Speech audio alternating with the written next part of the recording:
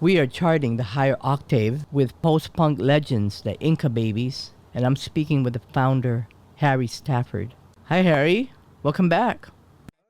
Hi, how you doing? Yeah, welcome back to the show. The last time you were here, we were talking about bone architecture and your collaboration with Marco Butcher.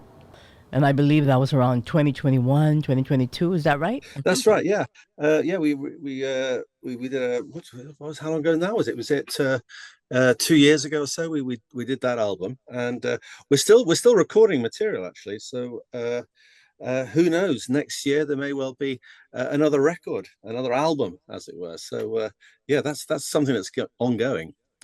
And I know Marco is also involved in this latest record that you have, your ninth album called the Ghost Mechanic 9, Right. released on Black Lagoon Records. You know, I really enjoyed your short documentary, the short story that's on your YouTube channel, describing the making of Ghost Mechanic 9, as well as your early days of the band in living in Hulme, Manchester.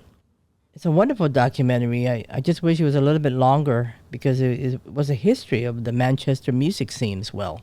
Yeah, well, that's the beauty of it in a way because I really wanted to sort of. A friend of mine was actually saying to me, "Why don't you make a record that has more of that kind of original sound you had back in the 80s?" And without really thinking about it, we'd actually started to sort of go that way anyway. And a lot of the rhythms and the more sort of heavy kind of staccato sort of thudding guitars was far more of what we were starting to create. So yeah, and that was why the film. I thought the film would be good to actually have a sense of us going back in a way and revisiting our old stomping ground, Hume, which of course is very different. But no, it was a really exciting project, and with that double uh, ambivalence of the location and the music and the scene and us now much older. It was a really interesting project, I have to say. Yes, very educational because you took us back to the early days of the band, you know, living in Hume, in the Hume flats that are no longer there. But more importantly, I think this album must be really special for you to be inspired to make this video. Very much so. It was a case of uh, we wanted to spend a bit more time. I mean, because I had actually not done many Inca Babies projects for a number of years, since about 2014 or so, because I was concentrating on making sort of solo records. So I thought it's really time to do another Inca Babies record and do a what's more, do one that captured, as I said, the past. But what we did was the best thing about it was that we spent a lot of time over it. And we decided that whatever happens, when it's done, it gets released. So we went back and forward from the studio, as the film suggests, just tweaking things and sitting on it and listening to it for a while, and then going back again. And Ding was very patient, and although he was happy because we were paying for him for his time. But of course he works in other areas. He works as a tour manager, or rather sort of a guitar tech and things like that with various bands. So of course his time was limited, which meant that we would sit on tunes for much longer and listen to them and pick them apart. So when we actually went into the studio, we knew exactly what we wanted. And I think that was really useful for this album, that it did take a good sense of time. So we were actually totally happy with what we had, because we didn't rush anything, which I think was important. Yeah, I really love Opium Dub because I know he's a big part of that mix, right? Yeah, that was very much Ding's work, because we said to him, we were listening to Killing Joke, who used to do one of my first records I bought for Killing Joke was Turn to Red, which is sort of has a dub version of it. And then of course there's a record, a Linton Kwesi Johnson record, Linton LKJ and dub, which is one of my favorite dub records. And so we listened to both of those records, very much trying to sort of capture something. I mean, because both those records are from the 80s, so it's very much more of a style of dub that perhaps is of a time rather than what they call dub today, perhaps, which is probably a bit more electronic, I think. Yeah, the whole album's great. I love especially Insect Symphony. Oh, good. That's one of my favorites. Yeah, it definitely embodies your signature sound, very Oh, great, cramp great. like. Yeah, can you tell us who are the players in this album? Yeah, Rob is still playing drums with me. Rob's been a stalwart since we actually formed up in between the Incas. We were actually in a band together, and so when the Incas reformed in 2007, it was obvious to get Rob to get straight on, and of course he was well up for it, and he's been with us ever since. Changed a few bass players. I played a lot of bass on this record, but we also had a guy called Jim Adama, who's a regular blues player, but also plays a really good bass. So we got him to play bass on it, and of course, because one of the songs was written by Marco, which is the what was it called? He looks at records, the exhaust of broken dreams, which he actually wrote. I wrote the lyrics for it. He wrote that song. So and he put this amazing guitar on it, which is this very staccato kind of subtle little bit of atmosphere, which is brilliant. Plus, it was his song, so I thought it was only right that he got to to play on that song. Plus, he mastered the record as well. He took them back to his studio, Boombox Studio in North Carolina, and mastered them just so that he could put his stamp on it, which is great because I'm really pleased to work with him in that respect. Yeah, was wondering if you could just talk a little bit more about the short film that you put out on your YouTube channel about growing up and living in Hume during the 80s. Because I just felt that it was such an amazing opportunity for the band just to be together and rehearse in these flats that really allowed music to begin and to flourish during that time. Yeah, it was one of those amazing sort of lucky situations. It was almost like it was just a perfect situation. Maybe the planets aligned or something, because they had this big council estate that families were designed to live in it, but families hated it, so they all moved out, and it turned into this rather concrete jungle.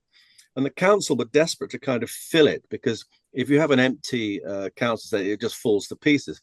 So they basically let students come in, and they would give them the keys to a flat, and they wouldn't pressurize them for rent. So after a bit, it got, so the word got around that the council weren't interested in charging rent from you. They just wanted you to live in the place so that they wouldn't sort of fall to pieces.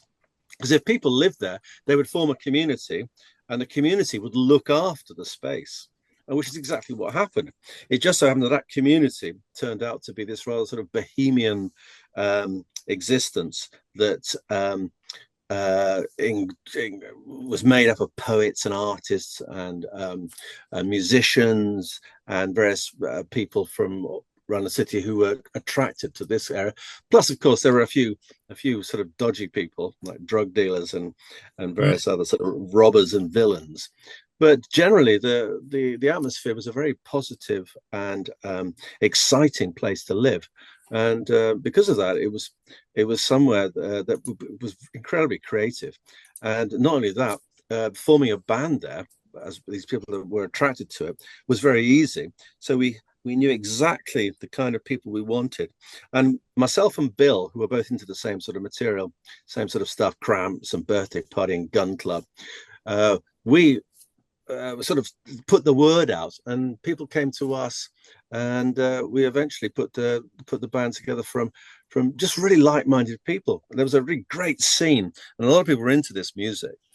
Alan Brown, who played drums for us, was actually the creative force behind a band called Big Flame, who were this incredible kind of off-the-wall funk, almost extraordinarily like Beefheart come, funk come, just Frank Zappa. They're just an amazing band, almost unlistenable in some respects, but at the same time quite a genius.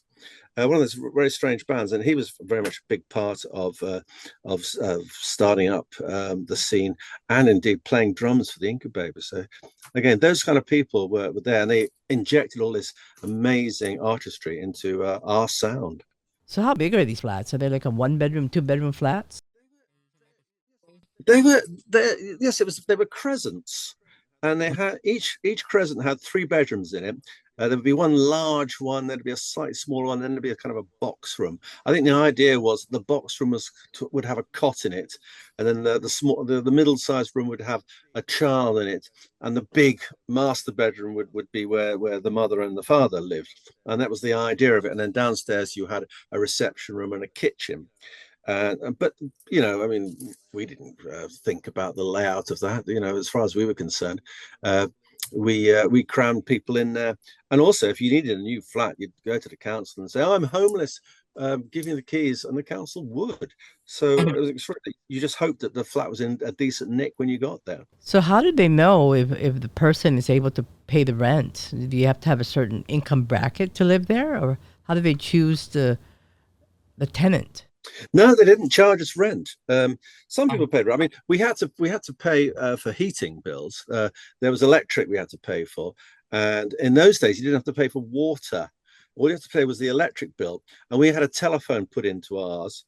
Um, Plus, you had to pay for a TV license, although I'm not sure many people paid for a TV license. But anyway, the bills were minimal. There was no gas, or it was electric, was basically the main bill you paid.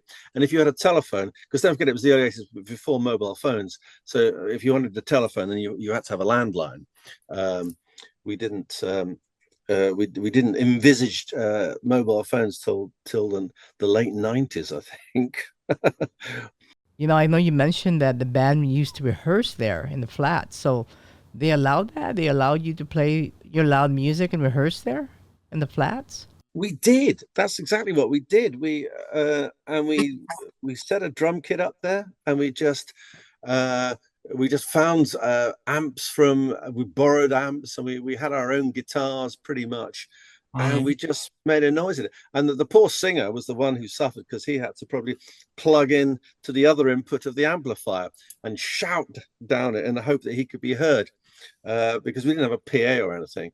But we seemed to get by doing stuff like that. And we were very lucky there, because we ingratiated ourselves with the guy who was the caretaker of this big, massive municipal hall called the Zion Building, which is wonderful, great big Victorian parlor. It was actually used in Reds, the film Reds, which was actually filmed in Hulme. Anyway, we managed to get in there. We used to rehearse in there, in the big room, which was surrounded by chairs in this sort of rather dark area.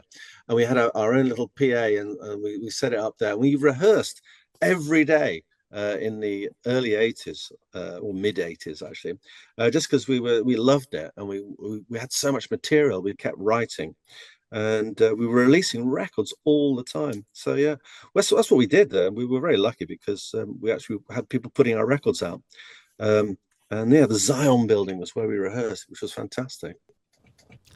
I really love your imagery there. When you talked about the insect symphony and how when they were digging, they looked like little insects. Yes. Yeah, I love that imagery.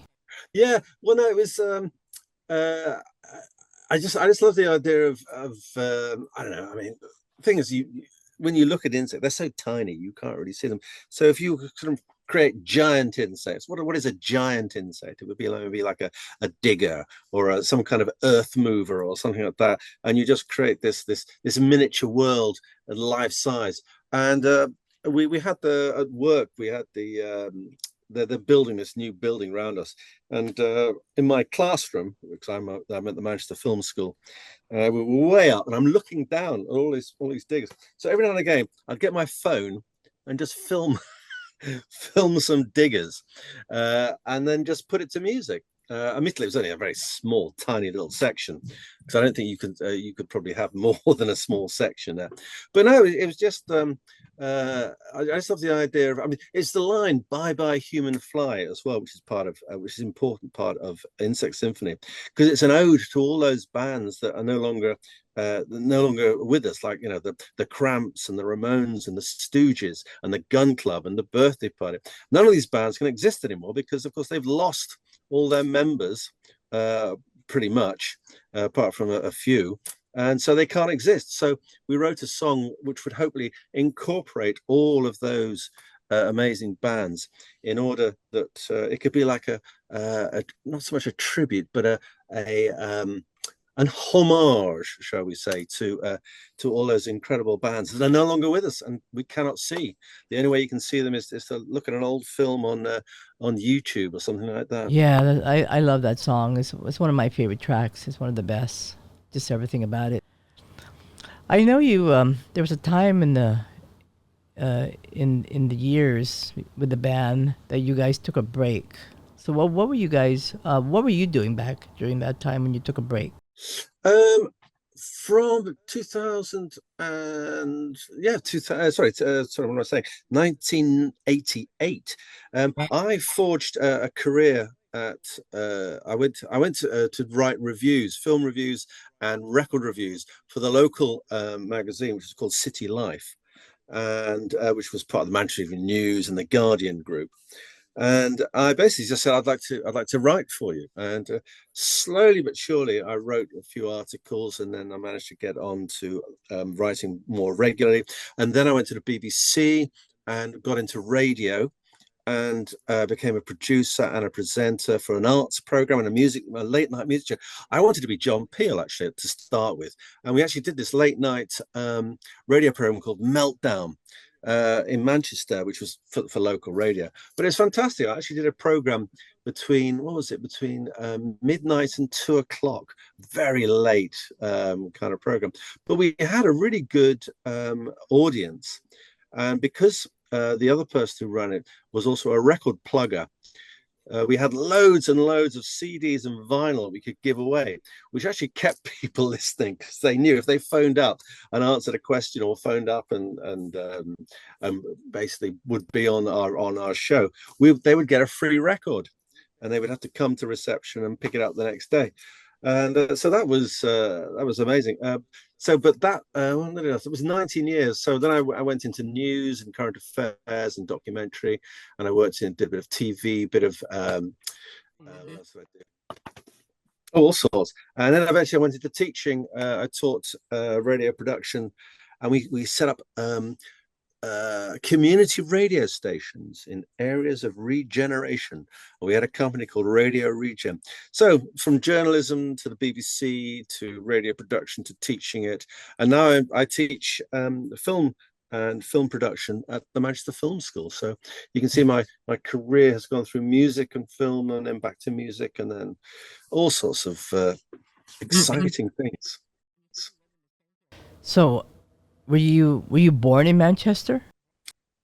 No, I wasn't born in Manchester. I was born outside London and came to Manchester in 1981 to go to university there. And I've been here ever since. So in a way, I feel I'm not so much I suppose. Would I be given the keys of the city? Probably not.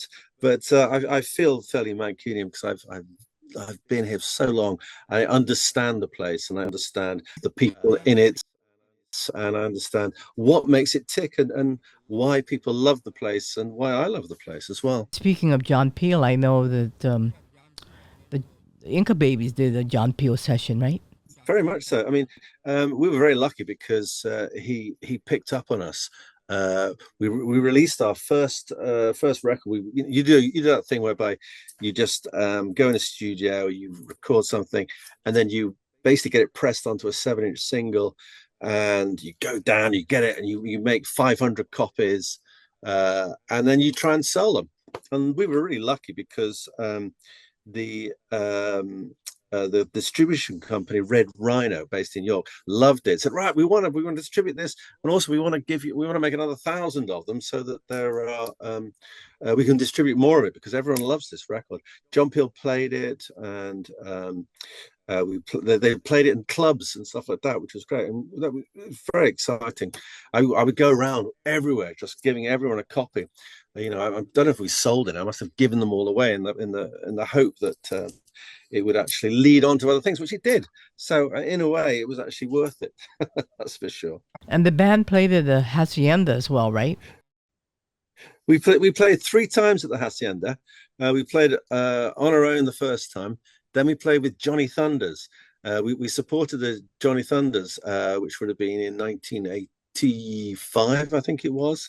And then we played with the March Violets as kind of a double headline gig, also at the Hacienda. So we played there 3 times.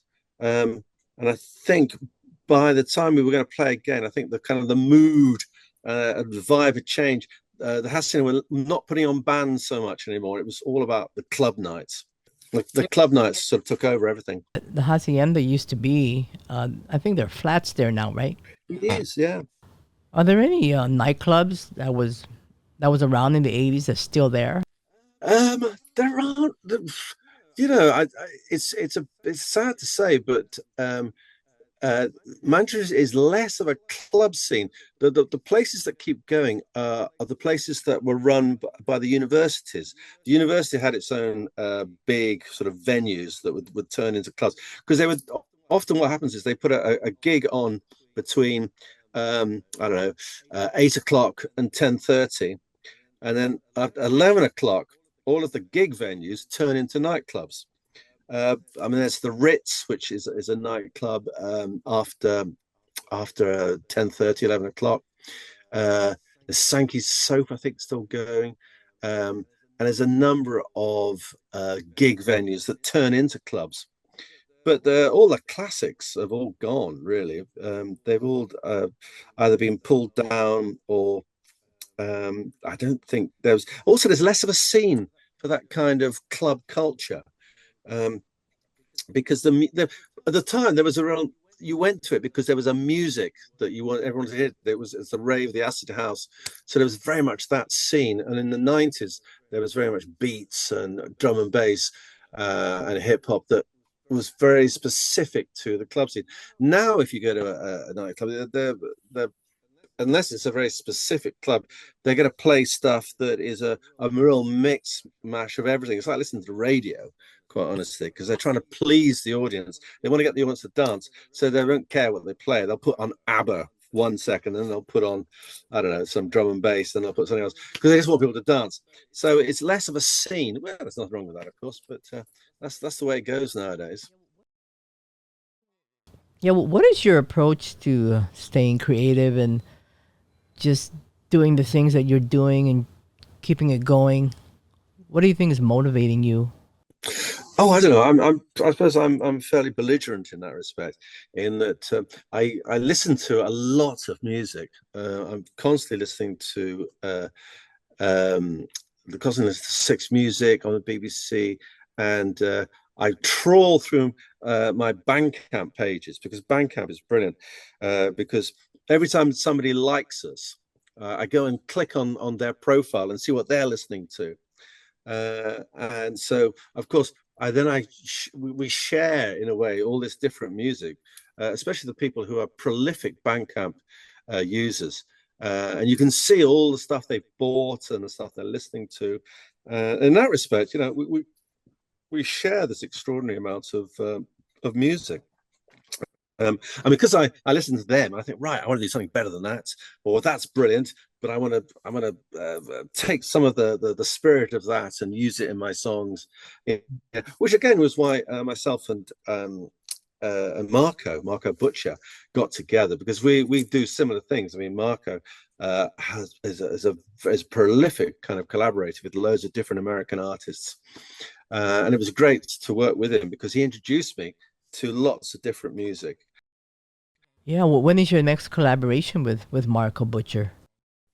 Yeah, I mean, we've got something on my one I'm looking at there. There's a thing called Skyscraper Superhighway, which is a possibility I'm looking at here.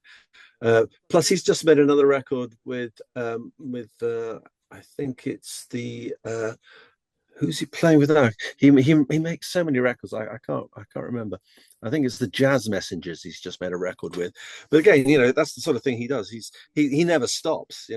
So it's brilliant to keep hearing what he's doing. It's fantastic. Yeah, and I love the record cover of Ghost Mechanic 9. Tell us about that.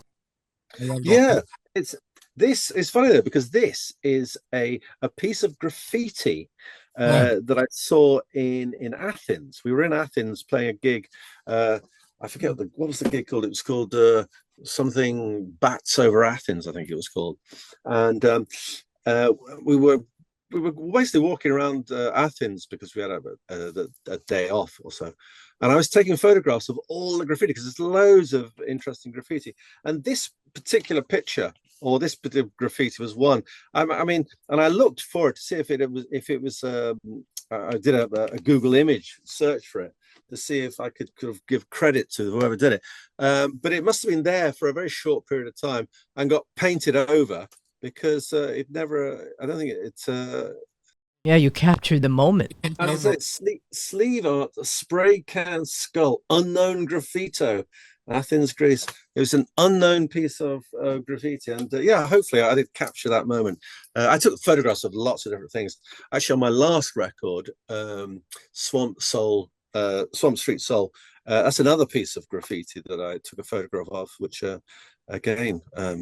No idea who did it, and couldn't find it on the internet with a Google search. So I hope I'm not shortchanging anyone from for their copyright. But Yeah, I think you're okay. Any live shows coming up in the future? yes, we're going over to Poland to Wrocław, and we're going to play the Return to the Bat Cave, which is a kind of collection of bands of that ilk, and with us being one of the I suppose the forefathers of that scene, if you like, we might well be headlining unless someone far more illustrious and important than us comes along. So it looks like we might well be on top of the bill, which is great, because we're really looking forward to that, to be able to play our set to a new audience or an audience that probably hopefully knows our stuff, but they won't have seen us before. So that'd be really exciting. So back in the day, did you guys ever play the legendary Bat Cave? No, we never did. We were due to play, and for some reason or another, that night was cancelled, and so we rescheduled. But for some reason, it never happened again. We were going to play with Sunglasses After Dark. I don't know if you remember them. And we were going to play with them. Funnily enough, we played with Sunglasses After Dark. Later on, we're supporting Jesus and the Mary Chain much later on. But yeah, it was a strange thing. We never got around to that. One of those things, I guess. You can't have everything. You guys are great. So if anybody wanted to check out your page, I look you up. I know you guys have a Bandcamp page. Oh yeah. And of course, your wonderful documentary video that you put together, which I really enjoy watching.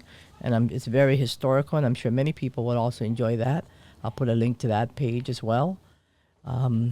Great filmmaking as well.